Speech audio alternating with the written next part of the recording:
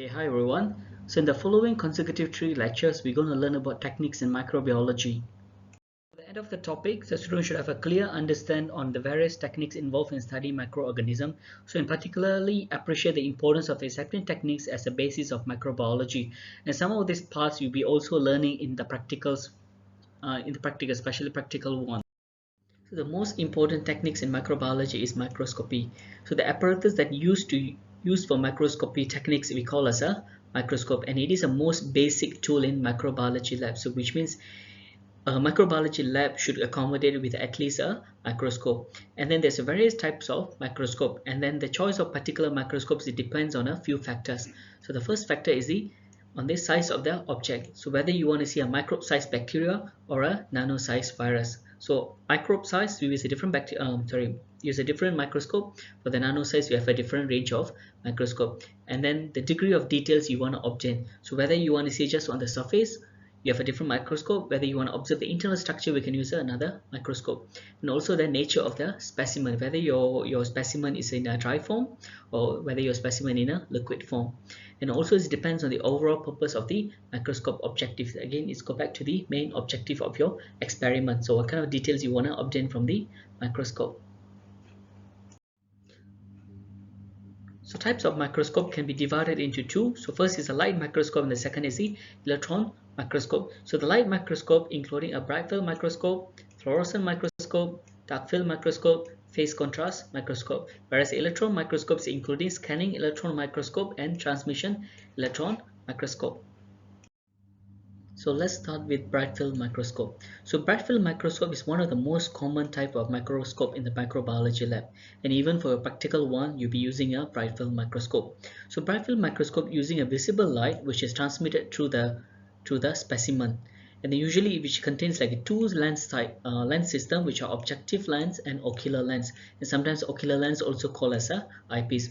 So this is your ocular lens, and then this is your objective lenses. Okay, when it comes to the objective lens, so we have like a 3 different lens. So we call it a low power, high power, and oil immersion. So low power usually gives like a 10-time magnification, so which is the shortest magnification. But then on the high power, it gives like 45 times more magnification from the sample, so we call as a intermediate. And then the oil immersion, it gives like 100 times magnification, we call as a longest magnification. And sometimes the eyepiece also gives a magnification, usually is between 5 to 15 times. Okay, usually different lenses have a different resolving power. So resolving power of an objective lens is the ability of a lens to distinguish two adjacent objects at a particular distance apart. And it usually is determined by the wavelength of the light and the numerical aperture, we call as a NA. So numerical aperture means a measure of light gathering ability of a lens. So usually higher the numerical aperture of an objective lens, so the greater is the resolution. So numerical aperture values for objective lens can be low, like up to 0.25. If it's a high power, usually 0.65. Oil immersion is usually 1.25. So usually I won't recommend you to remember this value. As long as you remember these details is sufficient for now. Okay, this is an example of objective lens. So the numerical aperture you can find on here usually. And then apart from that, another important things that you should know when it comes to the objective lens is the magnification and immersion medium. So for your practical one, you have to remember that 100 times is for oil immersion, and then you will see oil here, so which means for the 100 times you must use oil as a medium. So one might be asking why I need to use a oil immersion. So oil immersion increases the light gathering ability of a lens by allowing rays emerging from the specimen at the angles that would otherwise be lost to the objective lens to be collected and viewed. So let's look at this image.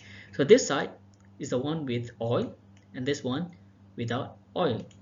So by placing a substance such as an immersion oil with a refractive index which is equal to that of the glass slide in the space filled with the air actually, so more light is directed through the objective and a clear image will be observed. And similar thing you can observe here. So when you have an oil, so more lights are directed into the objective lens compared to the one without oil. So when more lights going into the objective lens, then you can get a more clearer image, or clearer image, I'm sorry. So this is how a bright field microscope looks like. I think for your practical one, remember for now, this is your objective lens, condenser lens, diaphragm, fine focus, and coarse focus. So when you're looking under the microscope, usually the light source from the bulb is passed through the condenser lens, will go into the specimen, and then go into the objective lens, and then it comes to your eyes. So other important components of microscope, bright field microscope is condenser, iris diaphragm, and focusing. So condenser is function is to light gathering lens system, so which concentrate the light onto the specimen. So it is essential that the condenser be kept at its highest position. And the following one is the iris diaphragm. So it is located between the condenser and the light source, so which controls the amount of light that entering the condenser. So for your practical one, so please do not disturb condenser and the iris diaphragm. It's already been adjusted for you, so don't have to worry on that. On the other hand, you have to worry about on the focusing. So the focusing is divided into coarse adjustment knob and then a fine adjustment knob. So coarse adjustment is usually used to change the distance between the two objective lens and specimen fair rapidly, and usually we use it to locate the specimen. So which means you have your slide, right? So your samples can be anywhere in the slide. So in order to find your sample or particular area, so we use a coarse adjustment knob. On the other hand, fine adjustment is changes the distance very slowly. So usually we use to get a final tuning, so to get a sharp focus of your image. So another important thing that you should know when it comes to the microscope is the working distance of the lens. So working distance of a lens is a distance between the slide and the objective lens when a specimen in a sharp focus. So the greater the power of an objective lens, so the less it's the working distance. So for example, the low power magnification lens, so usually the distance is 8.3 mm, while the oil immersion, which is a more intense magnification lens, so the distance become smaller. So one of the most important safety precaution of using a bright field microscope is never try to decrease the distance between the objective lens and the specimen while looking down through the microscope. I think the reason we are saying that is that when you're looking at the through the ocular, there's a chances that you may hit the objective lens with your sample. So the objective lens is very fragile, so you may break the objective lens. The following microscope is the fluorescence microscope. So the fluorescence microscope is designed so that a specimen is illuminated, or known as emit light, as one wavelength, which we call as an excitation wavelength, and observed by the light emitted, which we call as a emission wavelength, at a different wavelength. So which means, so usually the sample will be excited at one wavelength, and then the reading will be done on the different wavelength, and usually widely been used in the clinical diagnostic microbiology lab. Okay, this is how a fluorescent microscope looks like. It looks quite similar to the bright field microscope, but then you have additionally a first barrier filter, beam splitting mirror, and then a second barrier filter. So when you turn on the microscope, the light source comes out, and then we go through the first barrier filter.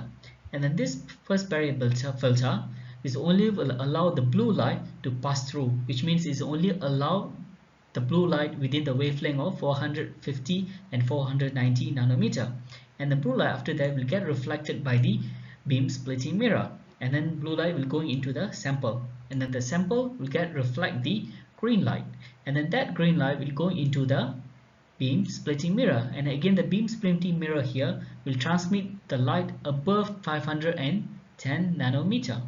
And then that green light will go into the second barrier filter, where the function is to filter out the unnecessary noises which comes from the fluorescence, and allow only 520 and 560 nanometer green light is passed through.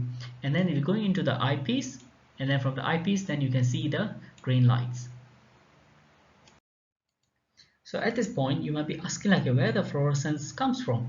So there's two ways a fluorescence can happen. Either can happen naturally, or which call as autofluorescence, or also can the cells be treated with a fluorescent dye. For example, DAPI dye. The DAPI will give a blue stain to the cells. So this is an example of a fluorescent images from a fluorescent microscopy. So usually they're very shiny, and you can see like different colors in there. Okay, the following microscope is a dark field microscope. So dark field microscope usually used to observe live organisms that are either cannot be resolved with a bright field microscope or cannot be stained with the standard methods. So usually the dark field microscope is have like a special condenser that focuses lights on the specimen at a oblique angle. And only light that reflects off the specimen will be seen. Therefore, the organism will appear very bright on a dark background. So background usually black. And is very often used in the clinical setting for the detection of Treponema pallidum, which is a causative agent for the syphilis. Okay, this is how a dark field microscope looks like. Actually, it looks quite similar to the bright field microscope, but then the only difference is that it has like a opaque light stop, so which help the condenser to focus the light on a oblique angle.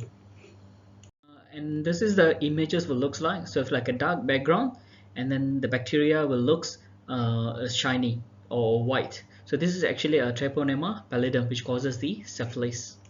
So the last light microscope is the phase contrast microscope. So phase contrast microscope does not require staining of microorganisms, and then also can be used to view living microorganisms. Phase contrast microscope usually consists of a special condenser and objective lens, which can help to increase the contrast of the different components in the cell. So what happens is that when the light passes through the cells, the light will be slowed down by the different refractive index of the cells, and this difference in the refractive index will be amplified by the objective lens, and this leads to the formation of a dark image on a light background. So this is an example of an image from a phase contrast microscopy. So the cells will look darker at the lighter background. Let's move on to the electron microscope. So electron microscope uses beam of electron instead of light, and then it uses electromagnetic rather than the glass lenses as in the light microscope. So usually electron microscope used to view viruses and internal structures or the details of a cells. So electron microscope can be divided into scanning electron microscope and then a transmission electron microscope. So scanning electron microscope, in the scanning electron microscope, the electron beam scan across the surface of a specimen. So the images you are getting in the three-dimensional appearance of the surface of an organism. On the other hand, transmission electron microscope, so the electron beam passes through the specimen, so which gives you the internal structure of organisms. So let's look at more details on the scanning electron microscope. So SEM or scanning electron microscope is very useful in studying the surface structure of intact cells and viruses. So it can resolve objects as close as 20 nanometer, so which means you can see as smaller as 20 nanometer, and the objects usually is magnified up to 500,000 times. And the scanning electron microscope also operated under vacuum condition. So in order to view the specimen under a scanning electron microscope, the specimen usually coated with a thin layer of a heavy metal, usually it's gold. So usually it's butter gold coated.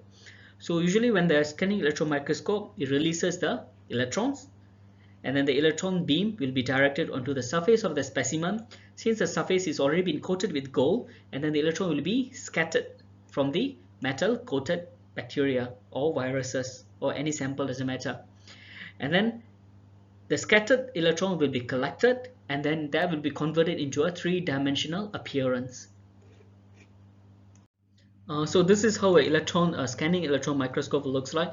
Usually it's large and it's taking a lot of space, and usually the room is fully equipped with air condition, because this is working with electron, is produce a lot of heat.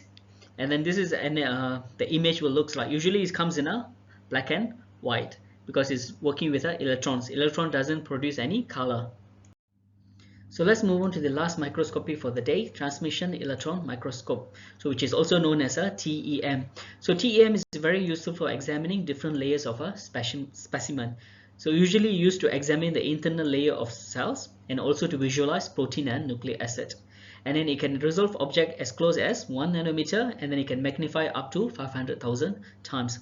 So as we know, electron cannot penetrate very well, therefore a thin sectioning is needed. So usually what we do, so we take the bacteria, we dry them, and then we embed in a resin, and then the resin is then sliced into a thin layers, which is like 20 to 60 nanometer. Now after that, the sliced layer will be stained to get a better contrast using osmic acid or heavy metals such as lead, tungsten and uranium. Okay, this is how a transmission electron microscope looks like. So usually it's as big as a scanning electron microscope, and also like accommodated with a fully air-conditioned room. And this is the image you get. So this is like one bacteria, and then you can see what is inside the bacteria using a transmission electron microscope. And then again, the images you are getting is 2D. Okay, the following lectures will be on the preparation of specimens for light microscopy. So there's a three-way you can prepare specimen for light microscopy, such as a wet mount method, hanging drop method, and smears. So smears is quite relevant for your practical one. So let's move on to the wet mount. Okay, so in order to do wet mount, a drop of medium containing the organism is placed onto the microscope slide. And then the slide then view under the microscope, usually used to view the live organisms. So in particular to view the microbial motility, how fast they can move, and then in which movement, in which direction they move. And then this method usually is quick and simple. Okay, this video will show you like how to make a wet mount. Okay, This demonstration is how to prepare a wet mount. The purpose of doing a wet mount is to check for the motility of a cell and also the size of a cell. Make sure your gloves and your goggles are on. I'll be demonstrating how to do a wet mount when the starting material is a liquid, and then when the starting material is coming from a colony on a Petri plate. Start by taking a slide from the box. You will need a cover slip. Cover slips are squares of either glass or plastic, and they are separated by pieces of tissue paper. When the starting material is a liquid, take a drop of the material, put it in the center of the slide. Take your cover slip, hold it at a 45-degree angle touching the slide, and gently drop it. When the starting material is a colony on a Petri plate, you will take a slide, and you're going to put a drop of deionized water in the center of the slide. Then, using aseptic technique, you'll be using your inoculating loop. You'll need to sterilize your inoculating loop by putting the loop into the flame of the Bunsen burner.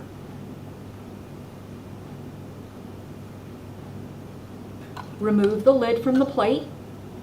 If there's an area on the plate where you can touch the loop to cool it beforehand, that would be a good idea. Touch the surface of a colony. Immediately put the lid back on the plate. Put the loop in the drop of water. Spread it around about the size of a dime. Sterilize the loop before you put it on the bench and turn off the Bunsen burner. Take a cover slip, hold it at a 45-degree angle, and gently drop it on the sample.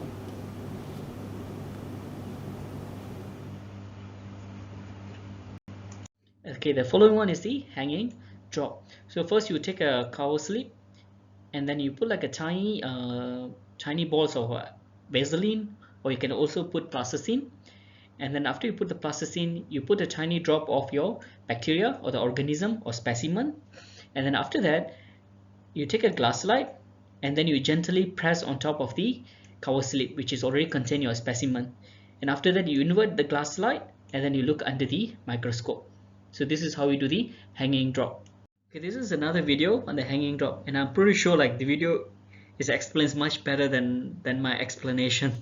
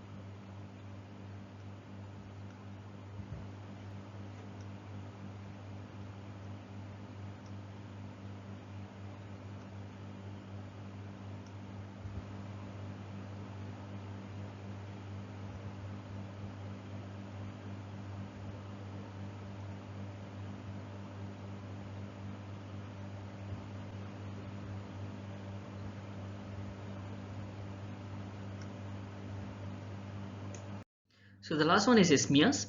So usually the microorganisms are spread onto the surface of a glass slide and then it's go through the heat, so in order to dry them as well as to kill them. How to make a smear and carry out a simple stain. Before staining, it is necessary to prepare a bacterial smear. Label a glass slide at one end with the culture name.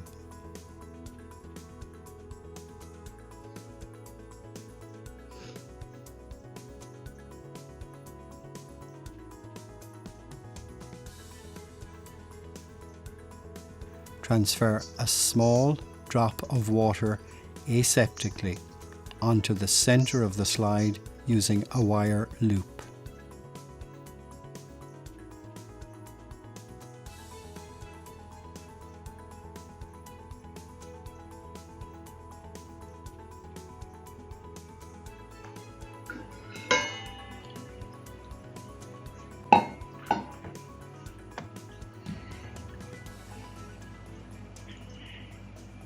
Aseptically, take a small quantity of a colony from an agar plate on which the culture of interest is growing.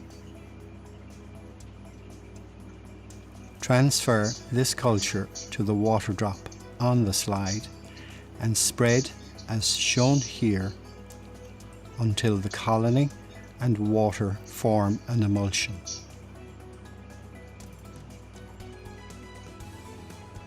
Set down the slide and allow the smear to air dry. Once completely dry, heat fix the smear by carefully passing the slide, smear facing upwards through the Bunsen flame 3 times. Do not overheat the slide or hold the slide in the flame. The heat-fixed smear is now ready for staining. It is possible to prepare multiple slides simultaneously, providing you label all slides well. So once you have the smear, the following procedure is a staining procedure. So the main objective of a staining procedure is to give colors to your samples to get a better contrast. So and then the staining can be divided into a simple staining and differential staining. So in this lecture we will learn about like a simple staining including a positive staining and negative staining, differential staining which including a gram staining, acid fast staining and endospore staining. So all this staining you'll be doing in your practical 1. Okay, the first is the simple staining. So simple staining, usually we use a single stain or single dye and all the cell structures stain in a same color. So it's regardless of what type. Let's say you have a blue dye and all the cells will be stained blue. And then the main objective is to reveal the basic cell shapes and cell arrangement. And then these can be divided into a positive or negative staining. So let's look at the positive staining procedure. So in the positive staining procedure, the stain is attracted to the cells and takes the color. So usually the stain or the dye is basic, which has a positive charge chromophore. So chromophore is the component in the dye that gives color. And then usually, as we know, the cell, the microbial cell, is negatively charged, and then that will attract the positively charged dye. And then the dye will stick on the microbial cells. An example of positive stains including methylene blue, crystal violet, safranin and malachite green. So which all the stains you'll be seeing in your practical 1. Okay, this diagram is to show you the mechanism of a positive staining. So usually the cell is negatively charged and then the dye is positively charged due to the chromophore. So since the cell is negative and this is positive, and then the dye will just go and attach to the cells, which makes the cells stain. Okay, this is the image we obtained from a simple staining using a methylene blue on the Staphylococcus aureus. So it's pretty obvious that Staphylococcus aureus are spherical. Okay, next is the negative staining procedure. So usually the stain is repelled by the cells and the background takes the color. And the stain is usually acidic and has a negatively charged chromophore. So as I mentioned before, the bacteria is negatively charged and the cell the stain also negatively charged, and then they tend to repel each other. And then usually it's very useful to viewing capsules and structures surrounding a certain cells. An example of acidic stains including nigrosan and India ink. Okay, the negative staining. Okay, the cells, as I mentioned before, is negatively charged, and the chromophore also negatively charged. So therefore they excel each other, and then the dye stays on the surface or the environment. So it's make the surrounding of the cells colored. So this is an example of negative staining. So can you look here? The background is colored due to the dye, and then the bacteria is inside, and then the white thing are the capsules. Okay, the following one is the differential staining. So in the differential staining, we always use more than 2 dyes which react differently with different kinds of or parts of the bacteria and allowing them to distinguish. An example of differential staining including a gram staining, acid-fast staining, and endospore staining. I'm not going to go through the gram staining as we already learned in the previous lecture. Let's move on to the second staining. Okay, the second one is the acid-fast staining, and then acid-fast staining also known as a Ziehl-Neelsen staining, and usually is used to identify Mycobacterium tuberculosis, which causes a tuberculosis, and then a Mycobacterium leprae, which causes a leprosy. And then usually the cells stain with carbon friction, and then we heat the smear, and then we rinse with decolorizer with 3% hydrochloric acid, and then finally we rinse with 95% ethanol. And after that we counter stain with the methylene blue, and usually the acid-fast bacteria, which is Mycobacterium tuberculosis and Mycobacterium leprae, will appear red, while then the non-acid-fast organism will appear blue. Okay, this diagram shows the acid-fast staining. So once you got the smear, and then we put the carbon friction. So carbon friction function as a primary staining, which means that all the cells will be stained in red in color. And after that, we heat the slides, and then the heat function as a mordant to fix the carbon friction into the cells. And after the heating, we apply acid alcohol, which is function as a decolorizer. So which means whichever the non-acid fast bacteria will turn into colorless. And finally, we put a methylene blue as a counter stain to stain the non-acid fast bacteria. So this is how it looks like under the microscope. Usually the acid fast bacteria will look red, and then the background or the non-acid acid fast will look blue. Okay, the endospore staining. Okay, endospore staining used to view endospores in the genus Bacillus and Clostridium. So these two bacteria, they can form endospore. And then maybe you can refer to your practical manual, which I will give you later for the full procedure. And then end of the staining, so the endospore will stain green, which taking up the malachite green, while the rest of the cells, sometimes which is also including the background, will stain red, which is due to the safranin. So the final staining procedure is the endospore staining. So endospore staining is mainly function to differentiate between the endospore and the vegetative cells. Okay, so first we prepare the smear, and on the smear we apply a malachite green. So malachite green is function as a primary staining, which means all the vegetative cells and endospore cells will be stained green. Now after that we apply heat as a mordant, so to force the dye go into the cells. And after that we decolorize with water. So and then this means all the non-endospore cells will be decolorized, become colorless. And finally we use a safranin as a counter stain. So finally we'll get results like this. So the cells will appear red, which taking up the safranin. The endospore will look green, which taking up the malachite green. Thank you very much for your attention. Please post your questions in the e-learning.